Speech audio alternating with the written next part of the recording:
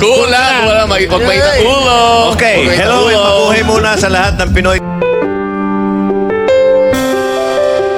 Veteranang kolonista na si Lulit Solis, pumanaw na sa edad na 78 years old. Kung bago lang kayo dito sa aking YouTube channel, huwag kalimutan mag-subscribe at pindutin niyo na rin ang notification bell para ma-notify kayo sa ating susunod na video. Maraming salamat.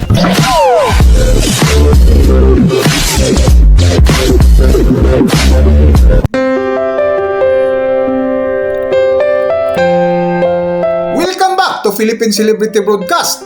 Isang malungkot na naman na balita ang bumungad ngayong araw sa Philippine Showbiz na kung saan pumanaw na ang veteranang kolumnista, talent manager at TV host na si Lulit Solis sa edad na 78 years old. Kinumpirma nga ang balita sa mismong pamilya ng veteranang kolumnista sa pamamagitan ng radio host at veteran entertainment columnist na si Gorgie Rola ang malungkot na balita sa Facebook ngayong umaga, July 4, 2025.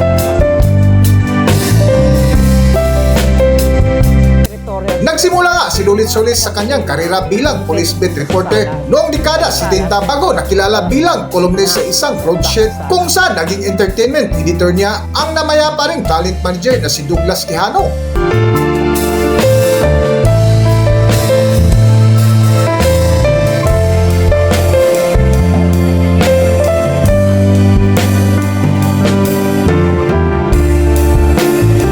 Kasunod nito, nakilala nga siya bilang matapang at palaban na showbiz columnist hanggang sa maging talent manager noong dekada 80. Ilan sa mga sikat na artistang inalagaan niya ay sina Gabby Concepcion, Tonton Gutierrez, Christopher De Leon, Lorna Tolentino, Rodi Fernandez at dating Senador Bong Revilla. Naging host din ito sa mga TV show na katuwaan sa 7, Star Talk noong 1995 hanggang 2015 kasama sina Joey De Leon, Bones Francisco at ang namayapang kolumnista na si Ricky Lo. Kaboses na ni Mahal. Hindi, kulang. Wag may ulo. Okay, hello. Mabuhay muna sa lahat ng Pinoy TV viewers. Okay, hello. Mabuhay muna sa lahat ng Pinoy TV viewers.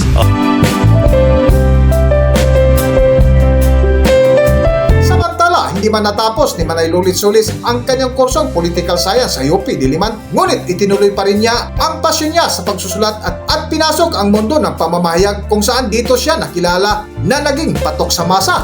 Bago nga tuloy ang mamaalam, si Lulit Solis ay nakapag-post pa ito sa kanyang Instagram tungkol sa kanyang naramdaman anxiety matapos magkasakit at maospital na kung saan dito siya nagkaroon ng culture shock na ang pakiramdam niya ay laging umiiyak, nalulungkot at nanghihina, ngunit umaasa pa rin na gumaling. At sa dulo nga ng kanyang makapagdamdaming mensahe ay binanggit nito na mahal nito ang kanyang sarili, trabaho at mahal nito ang kanyang mga kaibigan na naging eye-opener sa kanyang pagkaroon ng sakit na kailangan niya magsakripisyo. Hanggang sa muli, paalam, Manay Lulit Solis.